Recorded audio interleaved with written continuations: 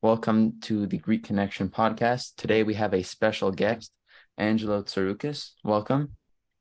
Hey, how's it going? How are you? It's Doing going good. Thank you great. for coming. Thanks for being with us Good. today. Good to be here with you guys. I'm trying to make the screen so it looks like I can see everybody at the same time here. Or like that better. That's better. Look at we're all color coordinated. I'm wearing orange, green, and kind of a black Black. shirt. Yeah, black. We're really excited. So Greeks have two colors: summer black, winter black. Exactly. Yeah, exactly. So Yeah, yeah, thanks for having me on your show, Alex Yeah. and Christian. It's our pleasure. our pleasure. I've been a fan of you for so long. Oh, great. That's great. Yeah. I remember when COVID started, I was watching your live stream with Nat Frank all the time. Oh, and Frankie. You guys Yeah. would be a good fashion designer. Alex Kutrakos Christian. Oh yeah. Yeah. Oh See, yeah. my name sounds like I'm selling souvlaki. Angelo Tsarouchas. Pick it up and add two souvlaki. You guys are like Alex Kutrakos Christian. His new fall line is coming out.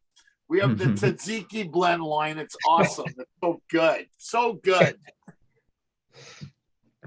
Yeah, so we do that thing on Mondays with Frank where I'm Yeah. funny and Frank is just scared.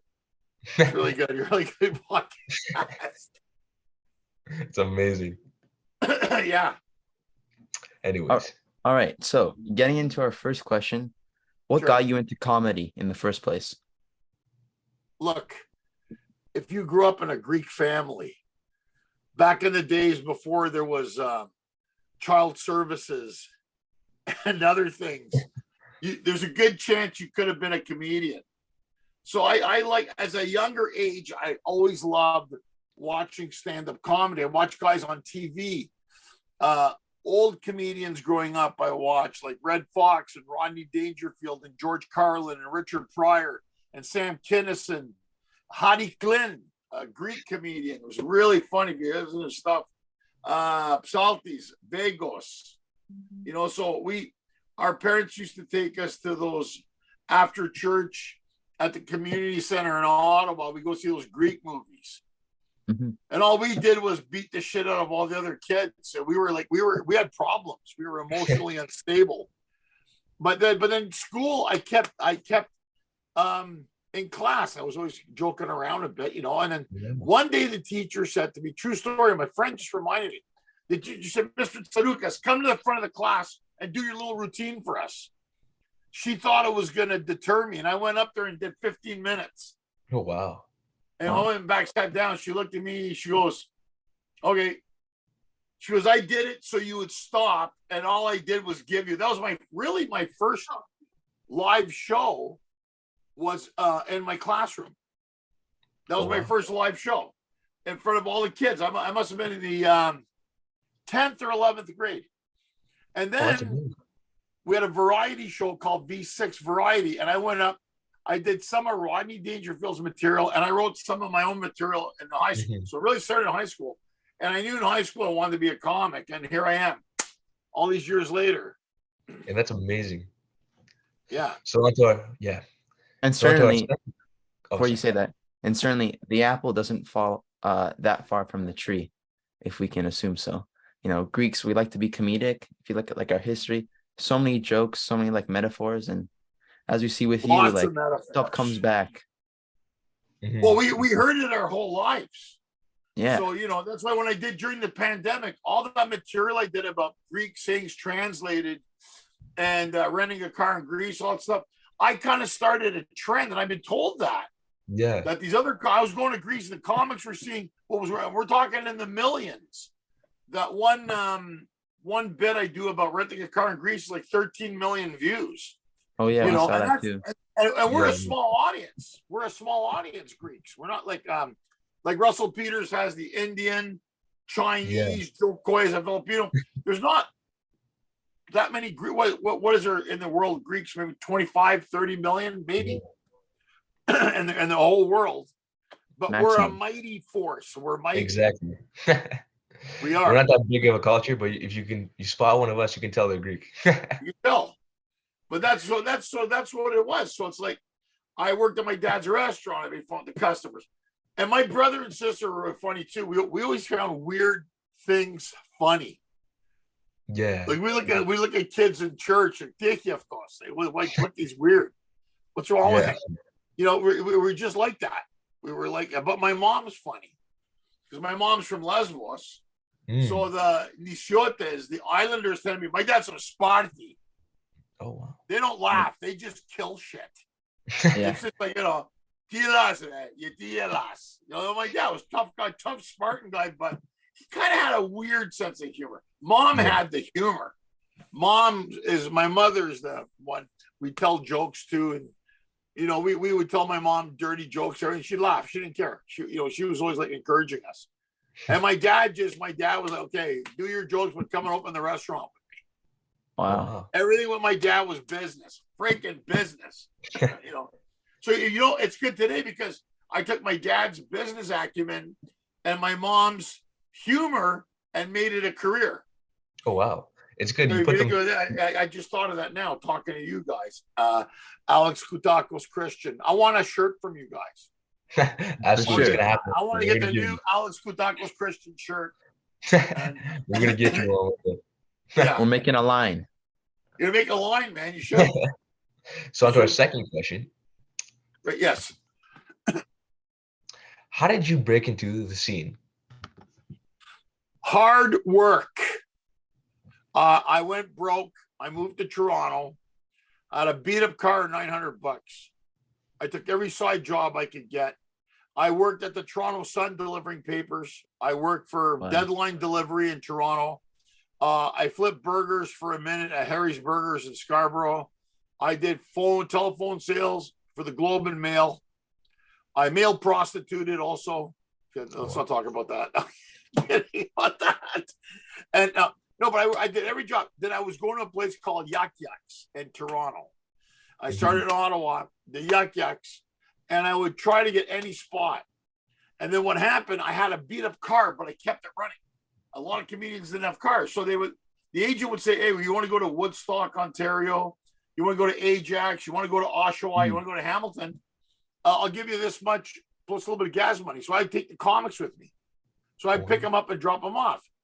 So I kept doing it. And then I was getting busy. Then I got an agent. Then I got a Ford commercial. Then I got Harold and Kumar go to White Castle. Then I started doing movies, television commercials. At one point, I was in 5 commercials on TV in Canada. And then I started doing, and then stand-up. Then I kept going getting busier. And then within 2 years, I was able to do my first headliner set at Yuck Yucks in Toronto. And I thank Mark Breslin for that because he gave me my break to do, headline. It's still one of the best clubs in Canada and Toronto. And then I got to know more people. And you know what it is? It's what we Greeks do. We fucking work. Exactly. So it's just like, you just work. And if somebody says sometimes, what is it? I go, I wasn't scared, Christian, to take a gig anywhere. Sault Ste. Marie, Sudbury, Ottawa, Halifax. Where is it? Let's go. Let's go do it. And that's the thing. I wanted to do it. I wanted to succeed in it. Yeah. So I would do, and I still am the same way. And the last 2 weeks, I was in Alaska. Then I was with Russell Peters, who's my best friend, and my Kubato. We were in Seattle and Portland. Then I got on a cruise in LA. Then I'm going to go to Chicago. Then I'm going to go to New York. Then I'm going to go to the Bamia Festival, whatever. I don't know. But the thing is that I still have the same attitude.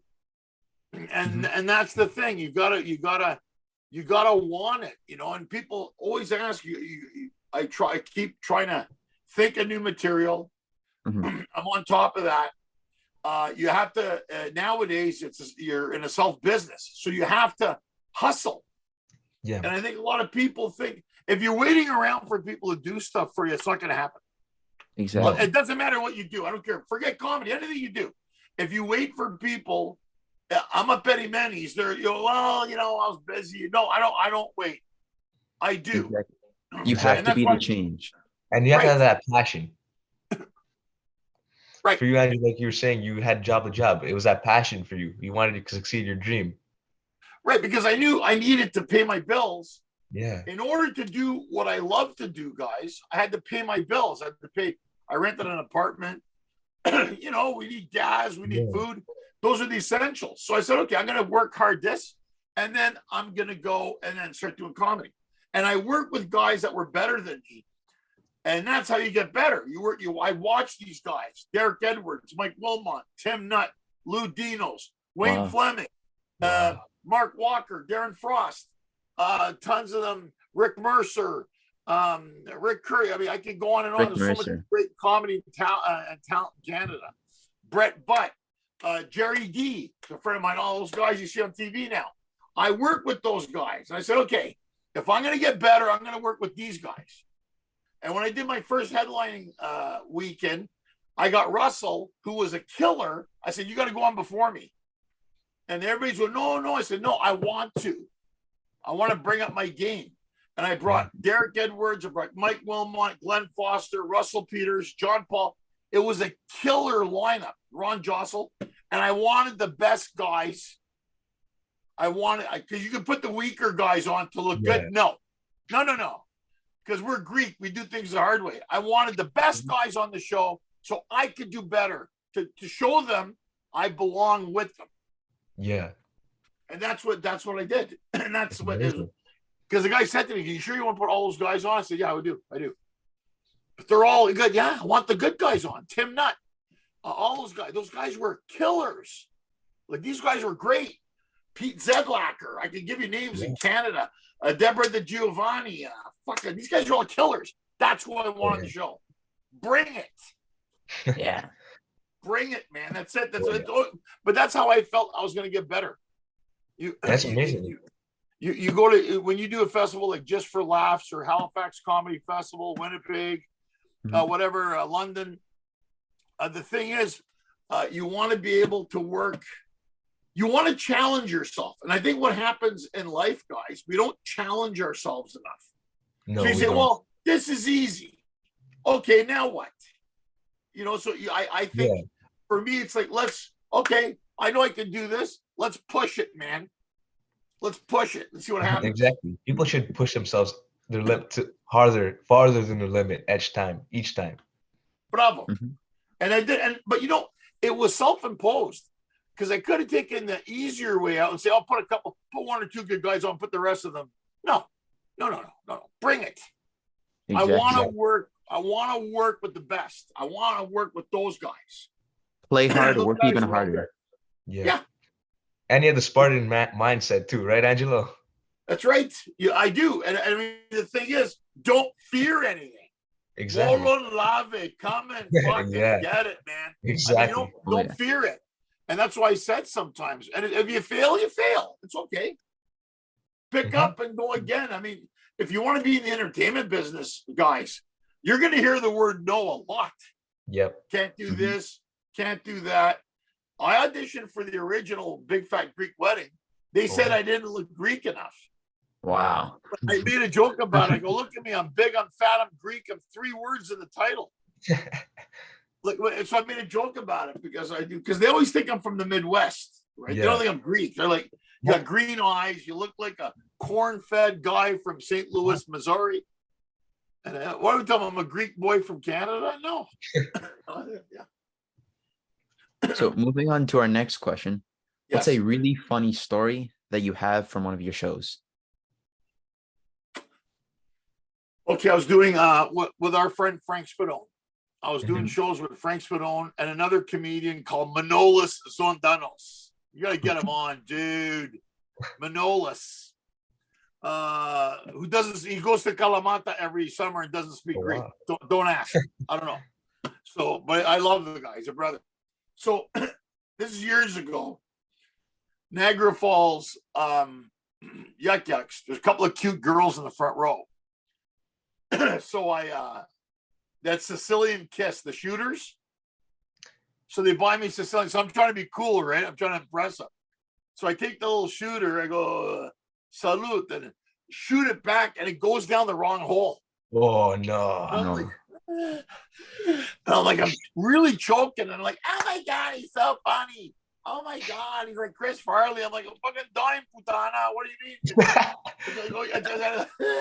And finally, one girl came up. She was a nurse, and she gave me like a Heimlich, and I coughed it out. And they thought I was joking. But guys, I was really joking. But I thought I could, when because you're performing, you thought, oh, I can handle it. And it went down the wrong tube. And I thought, and I wrote a joke about it. I said, oh my God, I thought I was going to die right on stage. I saw my life flash before my eyes. Burger King, McDonald's, Wendy's, Burger King, McDonald's, Wendy's. That's the joke. So Aristophanes said, comedy is tragedy plus time. Yeah. So my tragedy was choking. And then the time of it was that I said, okay, I saw my life flash before my eyes. I was much bigger then. I was 485 pounds. I'm 300 now. Mm-hmm. So I was much bigger. I was like a friggin' baulo. And here I am trying to get laid, shooting shooters to impress these chicks. And I was like, choking on stage. And then the other idiot, I ended up taking out that nurse. She was cute, Italian girl. I ended up taking her out. Really nice. She saved my life. That's amazing. That was nice. But it's funny because everybody thought, because you're a comedian, oh, it's a bit. You're just making it up on stage. Yeah. No, I was fucking joking. Wow. You guys die on stage right there. It's amazing. Yeah. Cool story and funny story. Yeah. So on to our next question. Yeah. How did you and Russell Peters meet? Okay, so years ago I lived in Ottawa. I was doing comedy. So when I met Russell, I was hosting shows. I was just like a host, like MC. And Russell wasn't Russell. He was a split middle. Mm-hmm. He worked with us. So you'd have a MC, 2 comics in the middle, 15 minutes each, and then the headliner for about 45. Mm-hmm. And I met him in Ottawa. So I'm talking almost 30 years ago now. Wow. Almost 30 years ago. You guys weren't even born yet. No. And I go, see, my man. I sound like that Theo that gives you the stories. Yeah. But no, but all kidding aside, so he goes, you're Greek, right? I see this funny Indian guy, and he says, nice to meet you, Malaka. I go, nice to meet you. That's it. We became friends right there. Oh, wow. The first thing he said to me, he goes, and he worked for Greek people in Toronto. He worked at a Greek restaurant.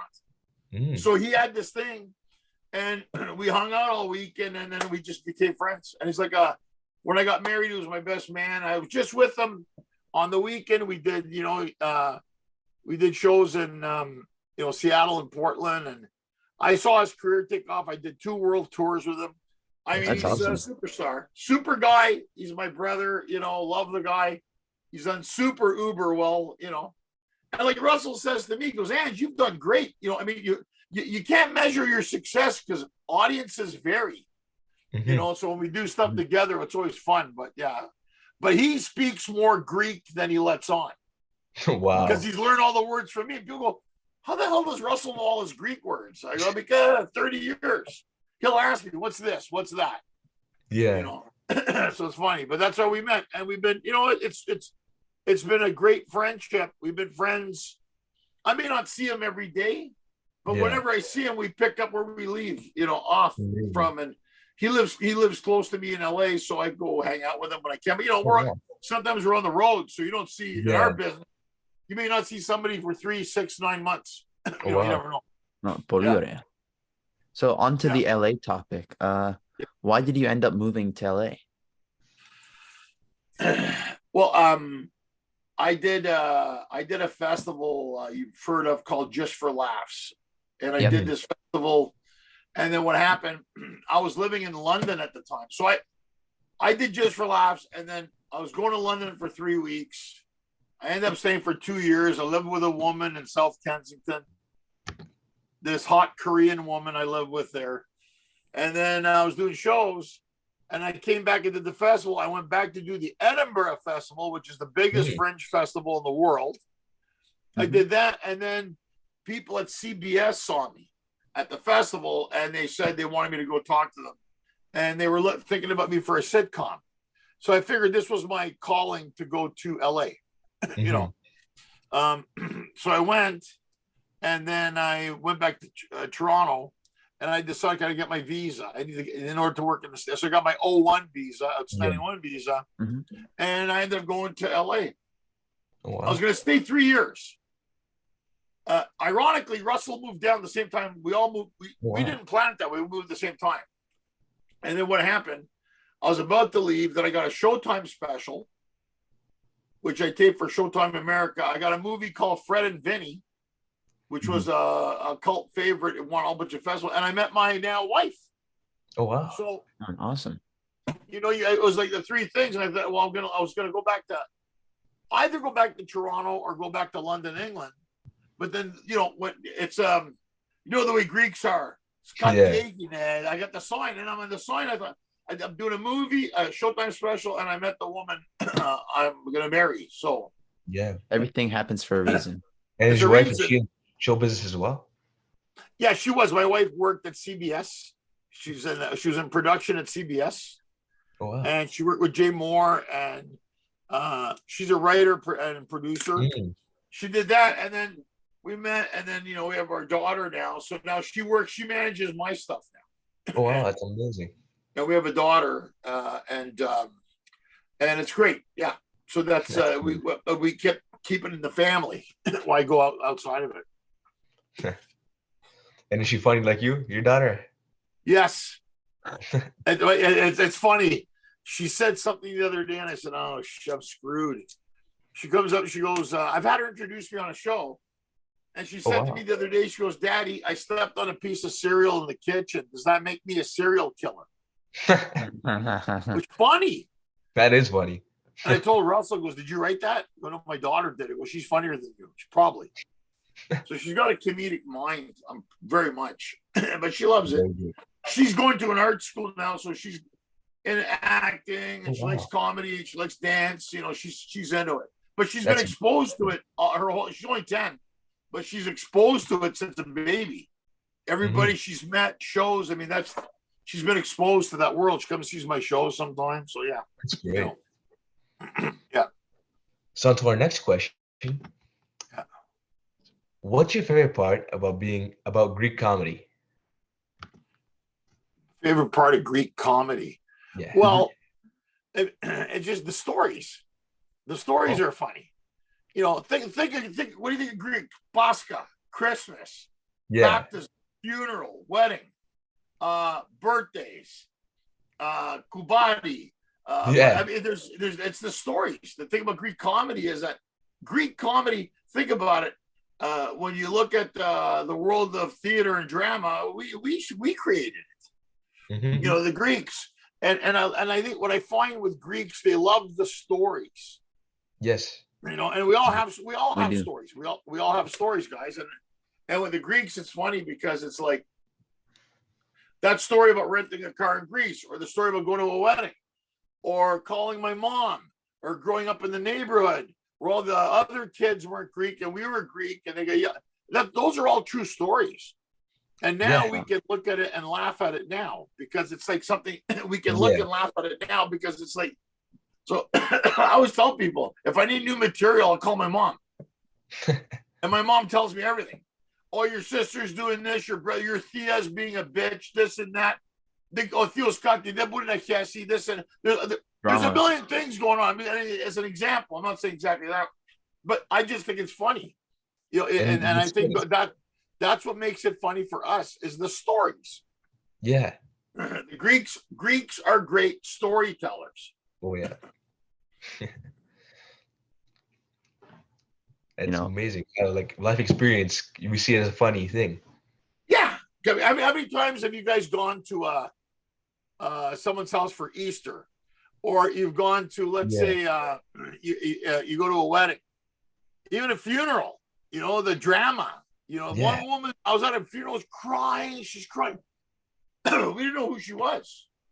It was my dad. I went up and asked her. She goes, "Did you know my father?" "No, but you know, she don't know him." But you know, she's there, and they were funeral groupies. Oh wow! These women would go to funerals in Montreal and hang out to get TD and cafe and hang out. This is their social hour. How morbid! But they're like three yayavas. Well, you're not going to ask them. My brother's got to ask him to leave. I'm not going to ask him to leave. It's like your grandmother, right? It's whatever. They got nothing to do. Yeah. And the guy told me at the funeral home, they're funeral groupies. Wow.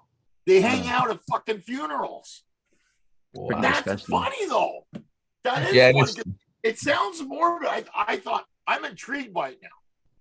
I'm at my dad's funeral. I said my dad would laugh at this shit. And I go up there and go, Signomi, did you know my father? No, we heard he was a nice man. Yeah. I thought maybe they knew them. Oh, he must have lost it. Yeah, we're here, you know. Okay. Wow. Well, I said, well, thank you for coming. Yeah, yes, and my sister goes, who are they? Don't know. What are they doing here? They're partying. Wow. Funeral groupies. Wow. I saw it with my own eyes. Yeah. Those are the stories. So you got to take that and talk about it. Exactly. Funeral groupies.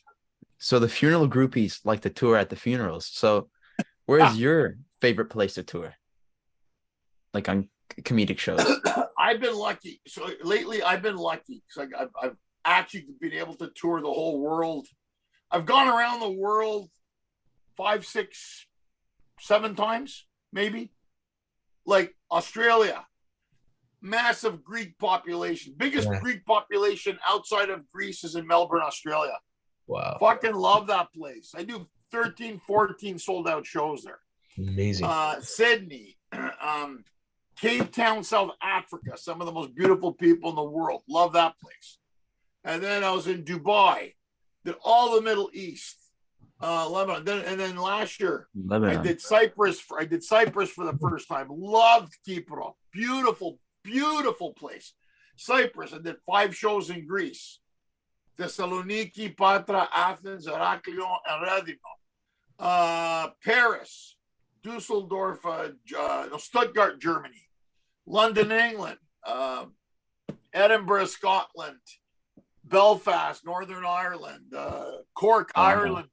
I met some Greek people from Ireland, Canada, America, Singapore, Hong Kong, I don't know, fucking Thailand. I've been lucky, but overall, I'd say doing the shows lately in Greece have been a big thing for me. That I'm actually able to go back to the homeland and do shows, and the Greeks love it. It's a big, and for me, for guys like us who were born outside of Greece, to be able to go back to Greece, to Greece, it's a real thing. And I love Greece, man. Who doesn't love Greece? Exactly. You're traveling with the Greeks, going to Patra. I did a TED Talk last year, which was awesome. They asked me to do a TED Talk in Patra. Yeah, I saw that video. Yeah, the whole story. And get to go to Greece, man. And these shows were sold out. So my dad, I'll say this, my dad never thought we'd amount to anything. But if my dad was alive and knew that I went to Greece and sold out shows in Greece, I know he'd be happy about that. That's amazing. He'd be happy about it. All the rest is just the Achristi, can't do shit. But that I think he'd be happy about because it's Greek. Yeah. Because it's Greek. And our final question. Yes. What's the funniest thing you got in trouble for as a kid? As a kid? Mm-hmm. Yeah. That I got in trouble for? Yeah, exactly. Okay. Okay. I try to think. At church. So me and my brother were in church, and we kept farting during Epitafio.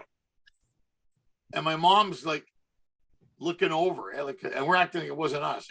And we're cutting farts in church, man. I mean, it's wrong.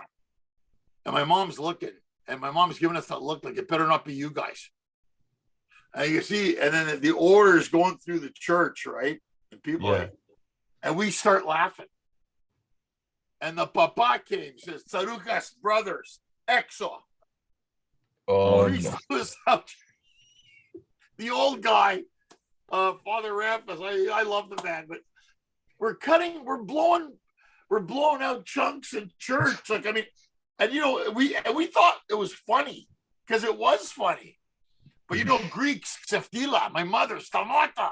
That's when she becomes so we were I said, don't feed us fasolada before we go to church, man. We weren't going to fart like that.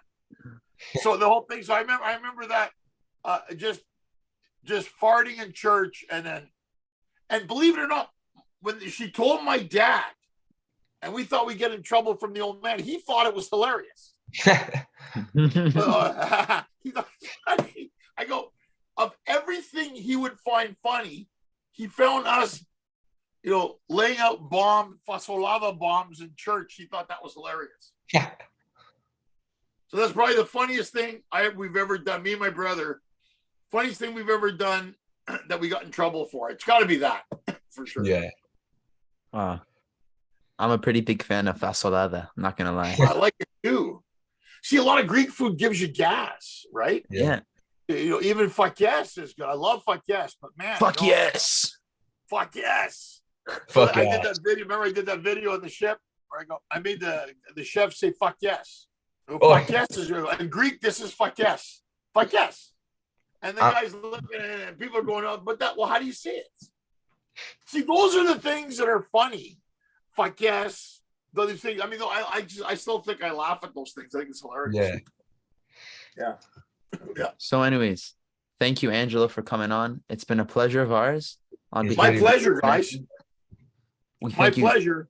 It's an honor to have you. And if anybody wants to know where they can find my stuff, Angelo Tsarouchas, you go to funnygreek.com, Instagram, Angelo Tsarouchas, what's it, Twitter, Facebook, TikTok, Angelo Tsarouchas Comedy. Amazing. Fasolava.com, classe.com. I'm kidding. But Angelo Tsarouchas, you find the handles and all the videos on YouTube. And I thanks Alex and Christian for having me on your show. Our pleasure. Real pleasure. And then tag me later, so I'll retag you. It's nice talking to you guys. Thank you. It was an honor. It's an honor. Bye, guys. Take care. Have a good one.